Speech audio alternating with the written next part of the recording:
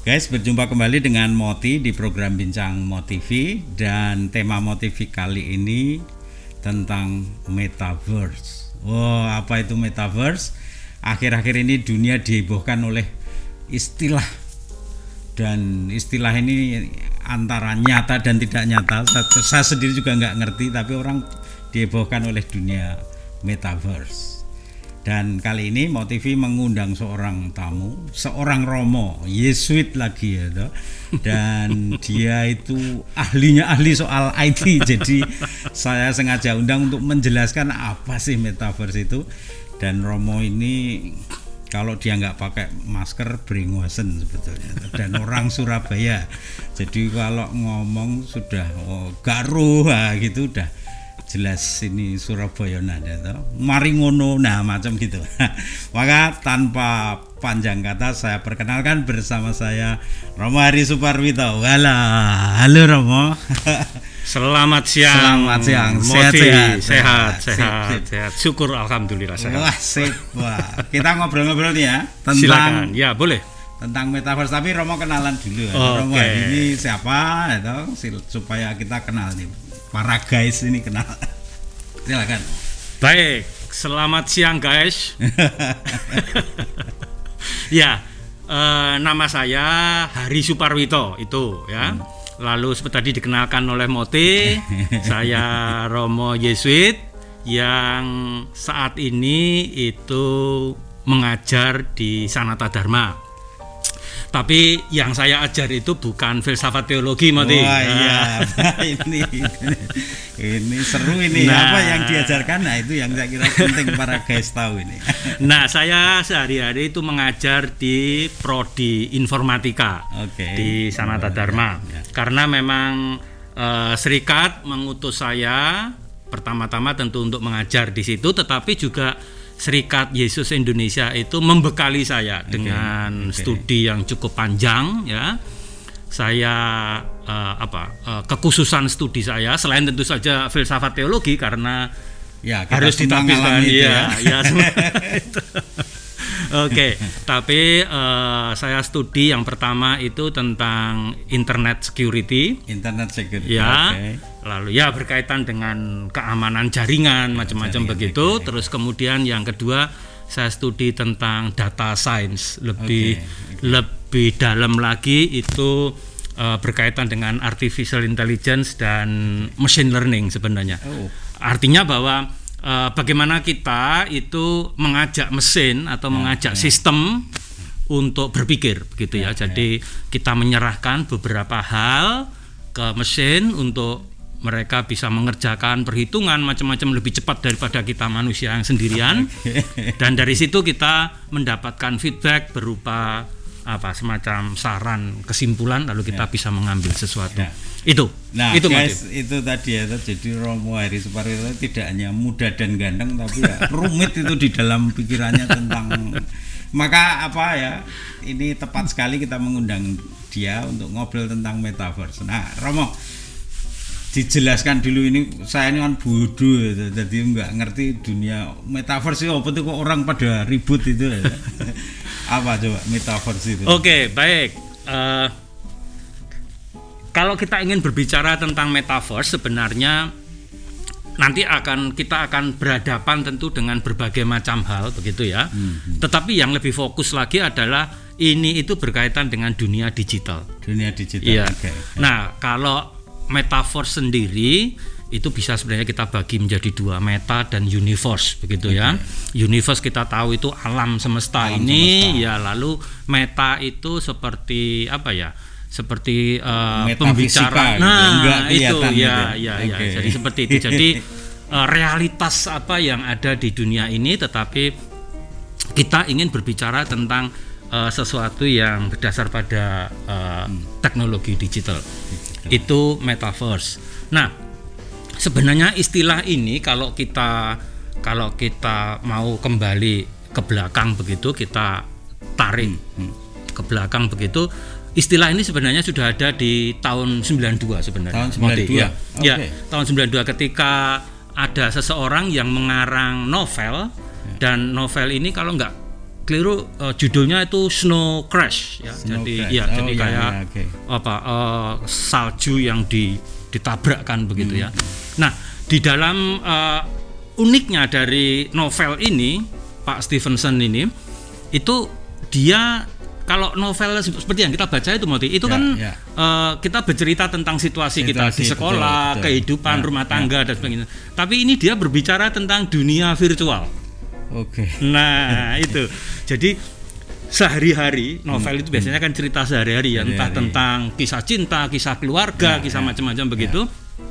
Nah, ini oleh Pak Stevenson ini ditarik ke dunia digital. Dunia digital, dunia virtual tadi ya. Dan sebenarnya yang lebih khusus lagi itu orang-orang yang berperan dalam aktor-aktor yang ada di novel tersebut itu dibuatkan avatarnya begitu. Wah, ini kita masuk ke istilah-istilah nih ya. Nah, istilah-istilah dulu virtual. Yang pertanyaan pertama tadi Romo sudah nyebut virtual ya, jadi virtual reality ya. Itu apa itu dan apa hubungannya dengan metaverse itu? Ya, pertama-tama yang perlu kita lihat itu berkaitan dengan dunia digital ya. Jadi ini teknologi digital. Nah, karena ini kita itu ingin masuk ke sesuatu yang virtual ya, maka kita harus paham dulu bahwa ada dua istilah yang ada di dalam teknologi itu. Yang pertama adalah virtual reality dan augmented reality. Nah, persis yang mau saya tanyakan, ada dua hal itu yang saya pernah baca tapi saya nggak mudeng itu. Jadi virtual reality lalu augmented reality. Dan apa hubungannya dengan metaverse ini? Silakan. Ya, baik nanti. Jadi virtual reality itu adalah realitas kita real fisik ini yang dimasukkan ke sesuatu yang virtual. Ya. Nah, lalu teknologi di situ itu ada kita memakai Google ya, atau kalau kayak kacamata seperti itu ya. Jadi lalu nanti teknisnya atau kenyataannya diri kita tuh masuk ke sana, ke ruang virtual itu. Nah, itu yang disebut virtual itu yang ada kita lihat di kaca itu. Jadi kalau teman-teman itu game online yang virtual reality itu, maka kita seakan-akan ke sana. Kalau kita nyetir mobil, maka kita akan ada di sana dan kita nyetir mobil di sana begitu. Walaupun nanti kita akan begini-begini sendiri dan kita bisa bergerak sendiri begitu. Jadi virtual reality itu adalah realitas itu fisik nyata yang dibawa ke virtual. Sebaliknya dengan augmented reality. Augmented reality apa? Augmented reality itu berarti kepanjangan dari realitas ini. Jadi realitas yang diperpanjang. Augmented itu diperpanjang ya. Nah, itu apa? Nah, teman-teman itu mesti pernah dengar atau bahkan mungkin pernah bermain Pokemon Go.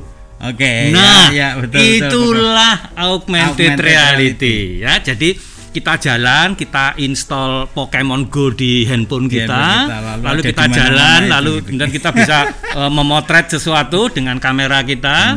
Lalu di situ ada itunya, ada Pokemonnya itu, lalu kita tangkap Pokemon itu. Nah, games ini sangat populer pada zaman itu ya.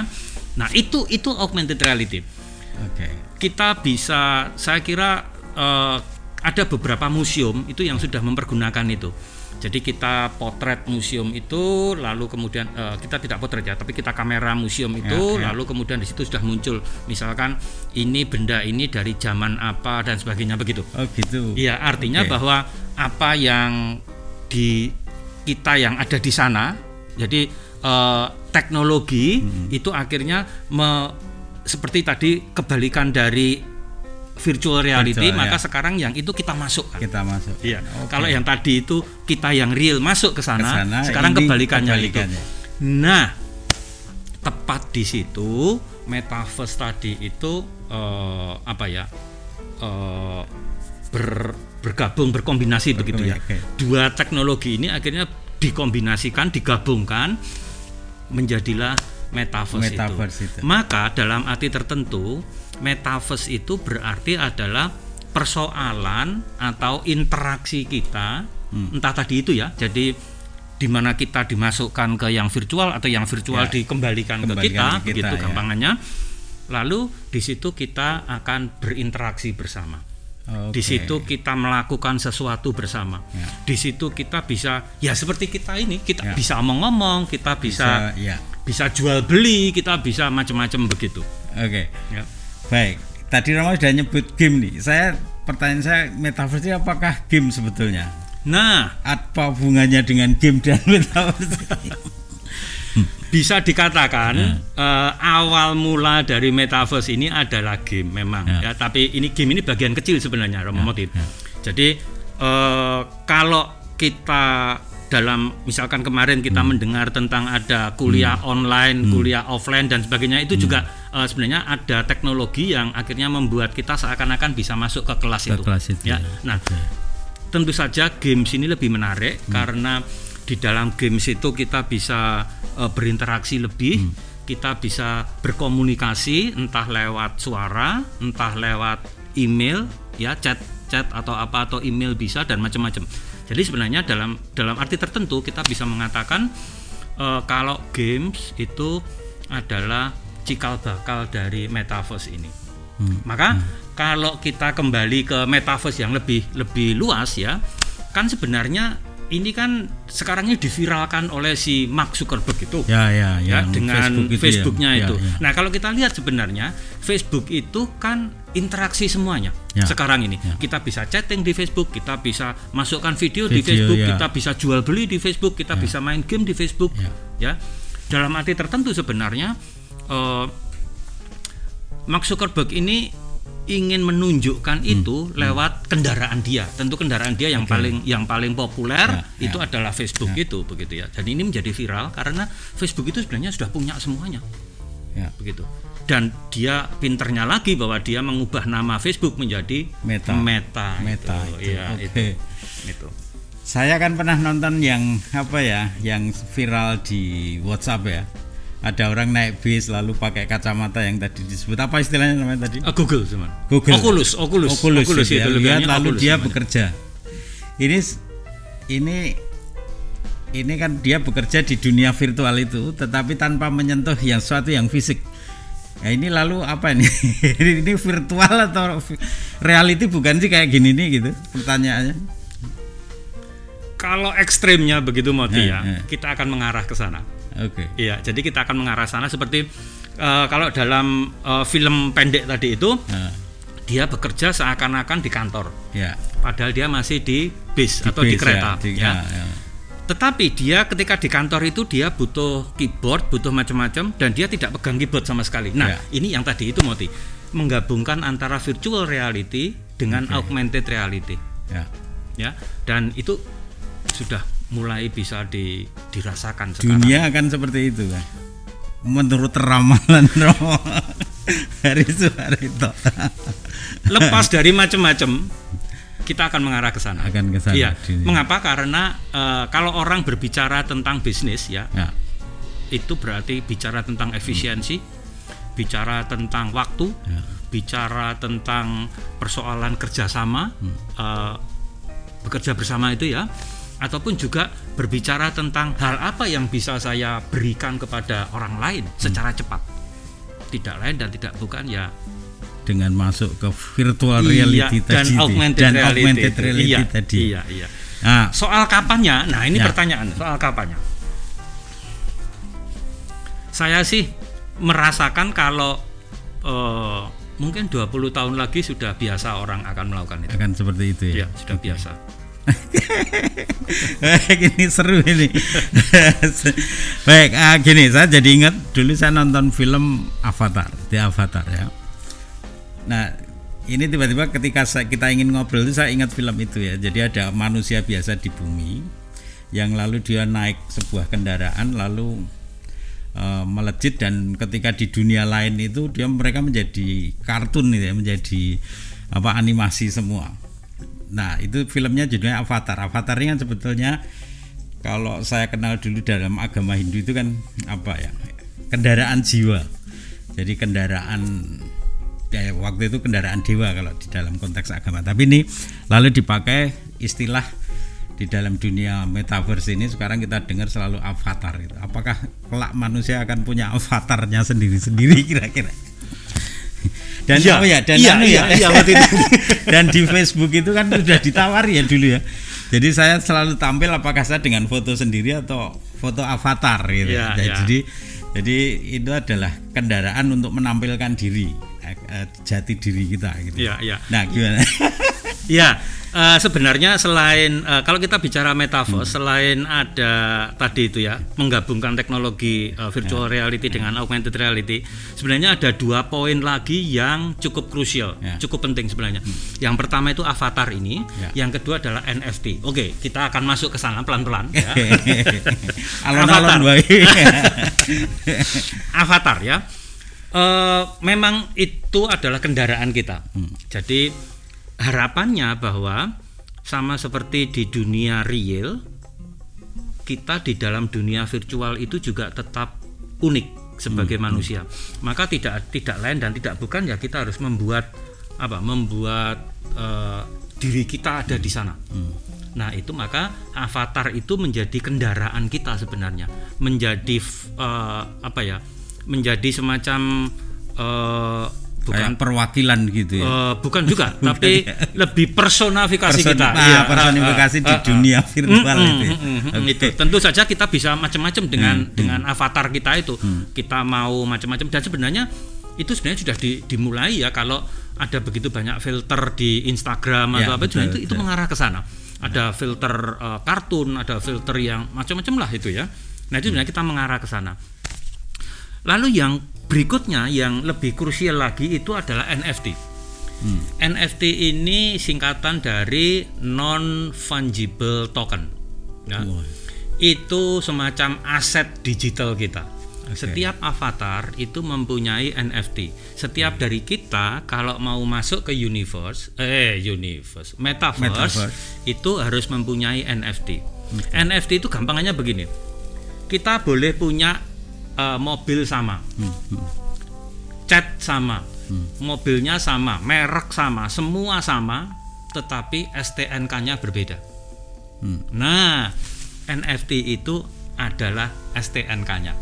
Oke. Bisa dikatakan begitu. Nah, lalu apa gunanya ini? Nah, dia ini adalah aset digital kita. Artinya, yang namanya aset berarti bisa kita jual belikan. Oke. Nah, tentu mungkin Moti pernah dengar soal Ethereum, soal Bitcoin ya, kripto. Nah, itu yang lagi viral sekarang ini. Mereka ini punya dunianya sendiri, ya.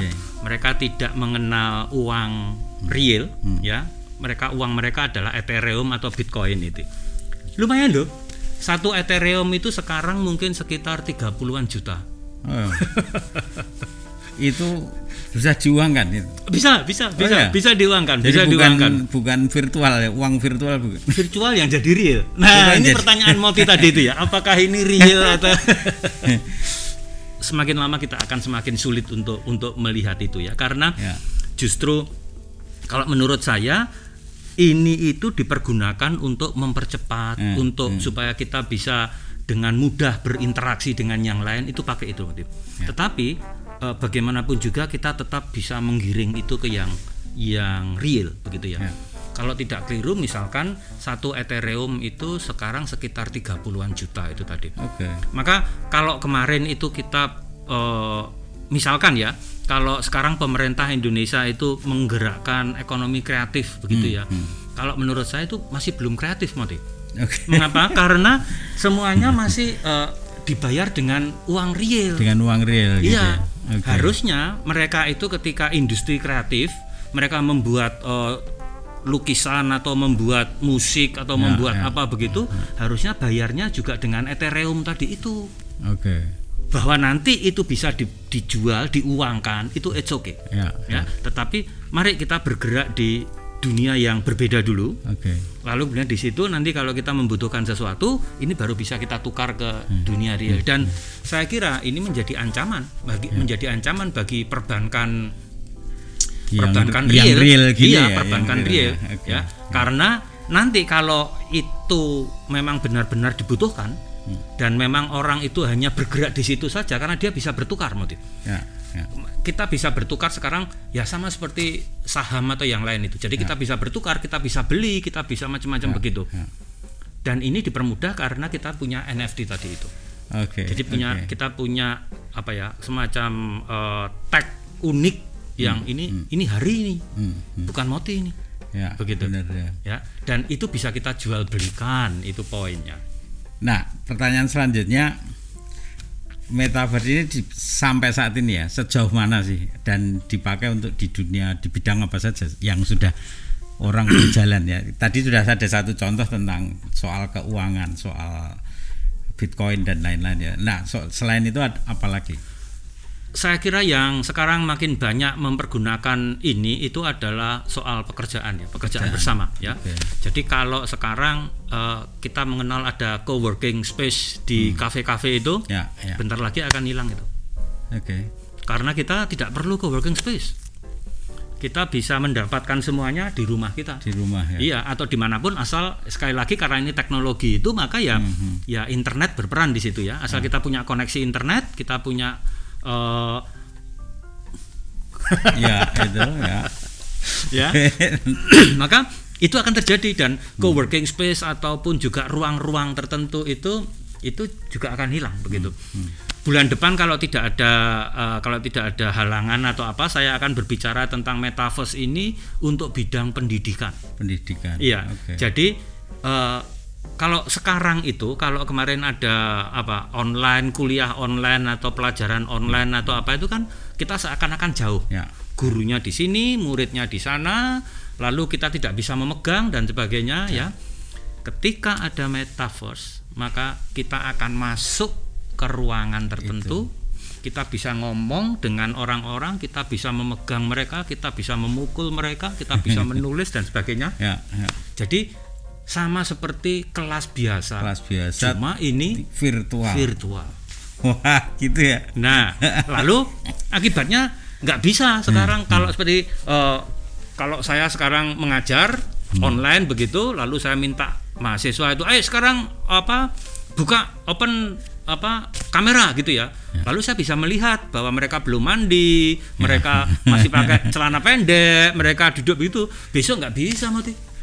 Besok karena masuk ke realitas. Iya, karena yang kita lihat adalah avatarnya. Iya. Kita lihat. Lalu ya terserah mereka pakai avatar apa, mau pakai avatar dinosaurus ya boleh, begitu ya. Mau pakai avatar yang benar juga bisa. Ya. Tapi akhirnya kita masuk ke sana, begitu. Dan kita tidak butuh lagi laptop, tidak butuh lagi apa, karena semua ada di augmentednya itu. Jadi kita tinggal begini-begini saja. Kalau mau, saya begitu ya, tinggal begini-begini saja, lalu semuanya di sana. Seperti kelas. Iya, seperti real, kelas yang real tapi itu virtual. Di dunia avatar tadi. Bisa ngomong dengan komodo itu.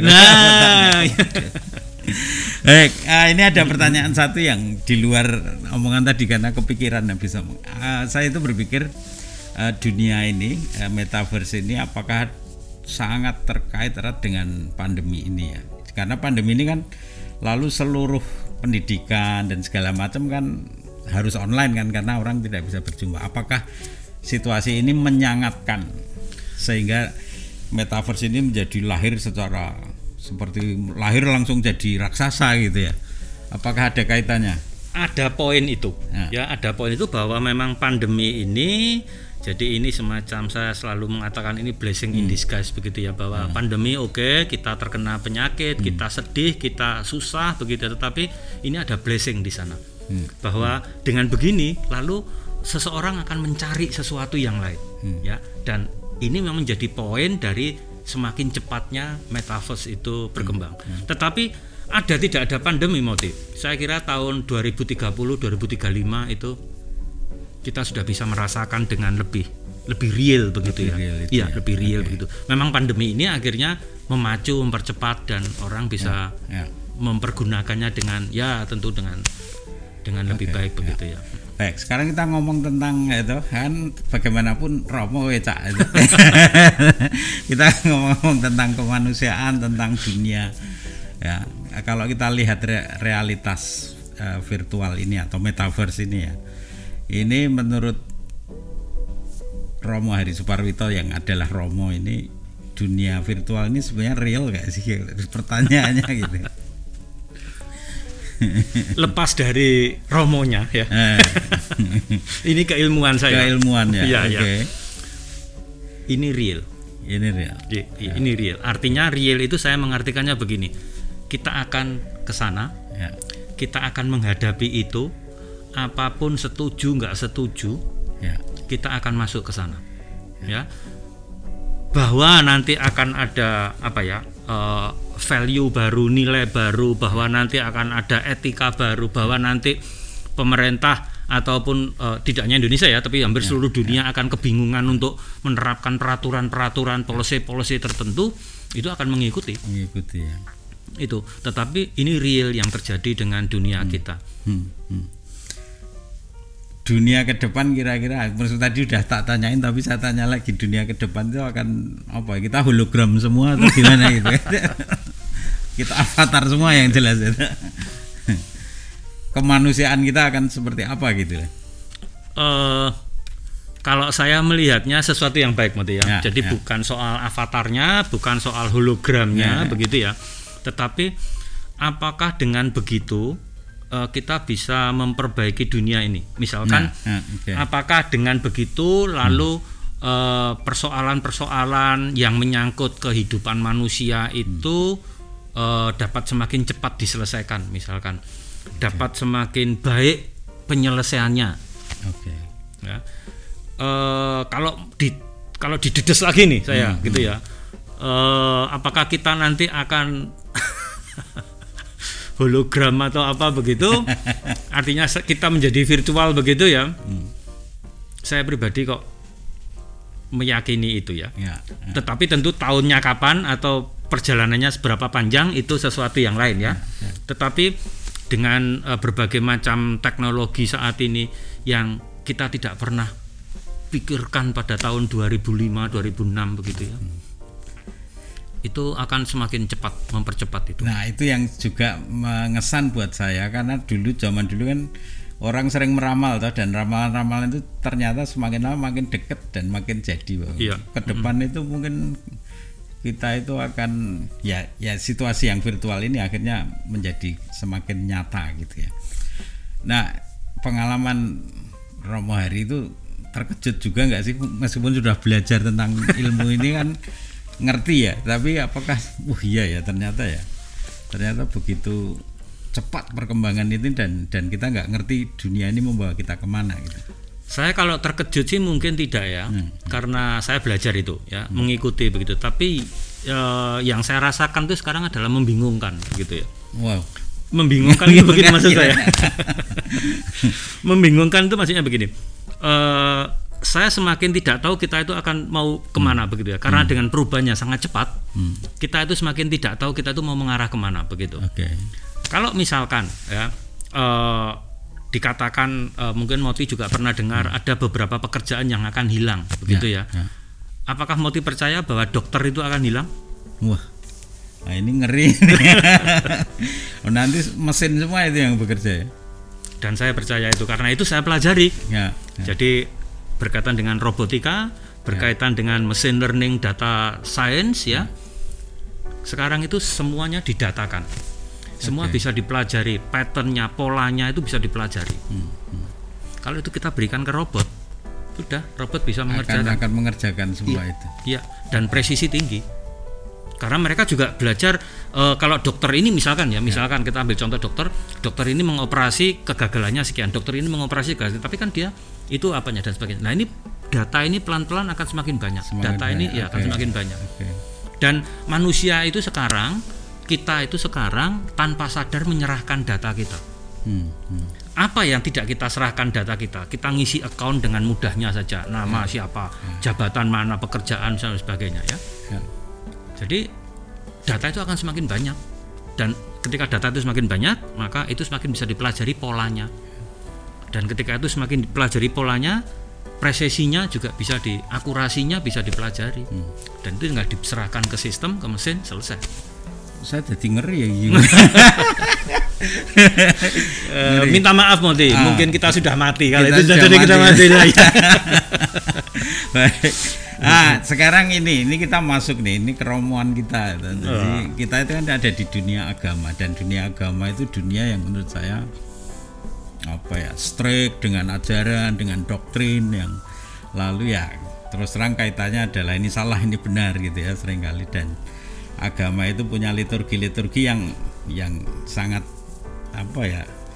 ya orang berjumpa gitu ya, ketemu fisik. Tetapi sekarang ini ada realita baru yang namanya virtual nih.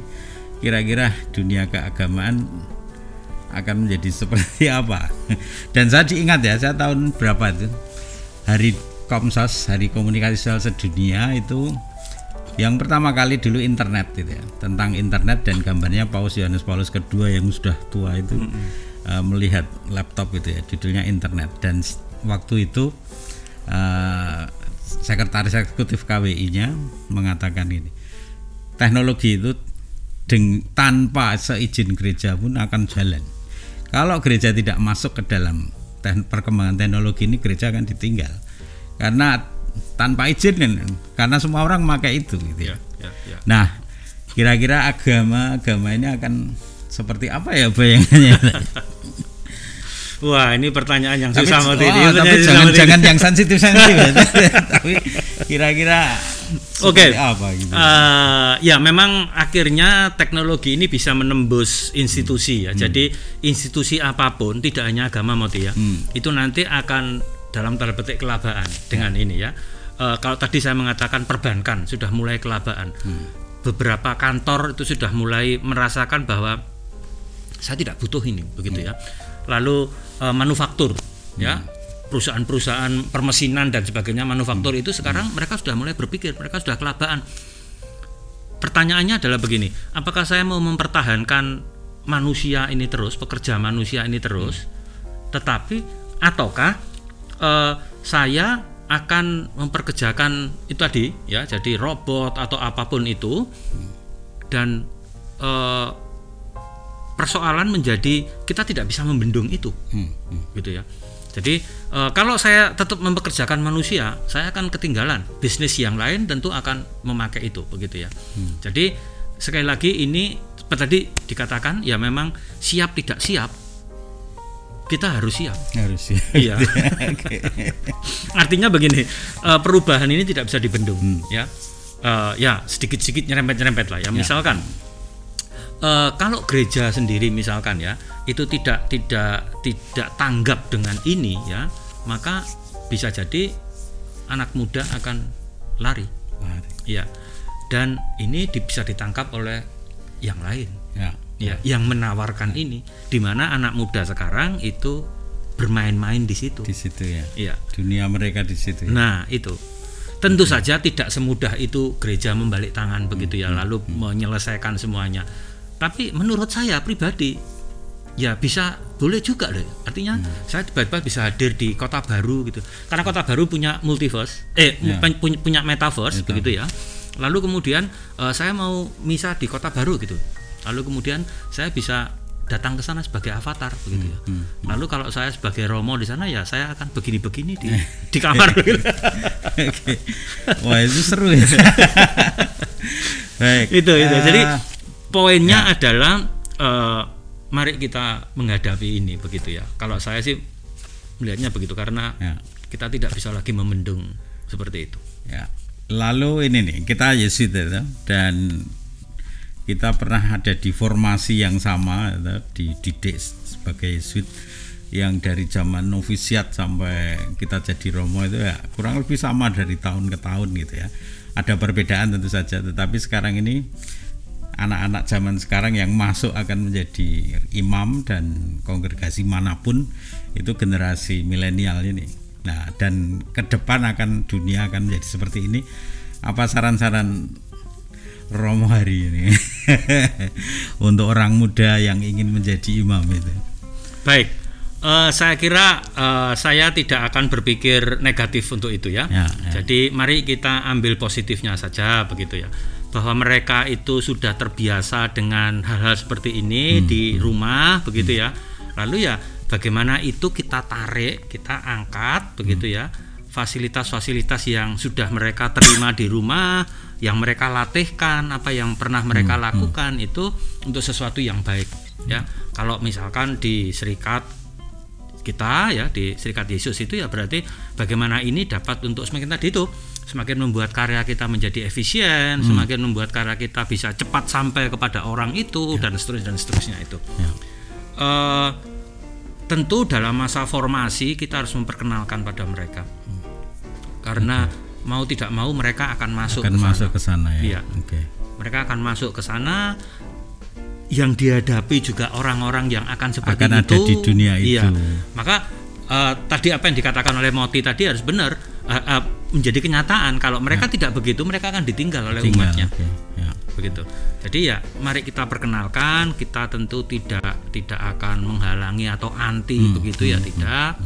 Tapi juga kita jangan sampai terlalu kemajon, larut. Ya itu ya. Tentu ada porsinya, ada sampai di mana dan sebagainya. Tapi kalau seperti tadi saya katakan, kalau melihat hal semacam ini, kita tidak bisa lagi membendung itu. Artinya bahwa ya sudah, itu akan menjadi sebuah realitas yang virtual. Baik, pertanyaan terakhir nih ya. Saya kan belajar ini ya dulu sejarah media itu ya. Selalu dikatakan tradisi lesan, lalu tradisi buku, tradisi lesan kedua itu tradisi audiovisual masuk, lalu lama-lama internet masuk, ini dunia virtual sekarang saat ini. Ini sudah bukan hanya internet hanya mediumnya saja, tetapi realitanya yang dibangun ini baru gitu ya. Nah ini masuk menurut saya lapis dimensi lain dari dunia, yaitu dunia virtual tadi. Nah saya ingin, sepanjang saya pernah mempelajari itu kan mediumnya bisa berganti-ganti, tetapi sebetulnya hati kita bisa tetap sebagai manusia itu kan. Jadi apapun medianya, tetapi message-nya itu bisa tetap berada di message yang mau kita bawa ya. Itu bener nggak sih ya? Nah ini kita harus kembali ke apa yang dikatakan Moti tadi soal avatar tadi, kendaraan kita ke situ kan. Nah lalu ya kalau saya sendiri pribadi kok, kalau saya sebagai orang yang memang saya ingin memperjuangkan kebaikan, memperjuangkan itu ya avatarku yang baik-baik dong, jangan buto hijau. Oke. Berarti nilai itu yang tetap menjadi pesan utamanya. Mediumnya bisa apapun. Bisa berubah, bisa itu. Tetapi sebagai manusia, kalau kita memang diajar untuk begini nih lo baik, kalau kita membuat foto aja gampangannya kan, kalau foto kita diam begini kan juga nggak baik. Tapi yang baik seperti apa? Nah itu kan ingin menggambarkan diri kita seperti apa. Saya kira ini bisa kita masukkan ke sana. Baik, terima kasih Cak Hari. Sama-sama. Kita sudah ngobrol panjang lebar dan ini menarik sekali. Besok kalau ada perkembangan zaman baru kita undang lagi. Oke, saya pamit dulu ya. Guys, itu tadi obrolan saya dengan Romo Hari Suparwito yang ahli soal IT, dan saya belajar banyak tentang metaverse dari beliau ini, dan ya dia ilmuwan, dan saya kira tadi kata-kata terakhir itu menjadi menarik. Apapun mediumnya, tetapi nilai-nilai kebaikan itu yang selalu ingin kita bawa. Sampai jumpa dan terima kasih atas perhatiannya. Sampai jumpa di episode-episode selanjutnya.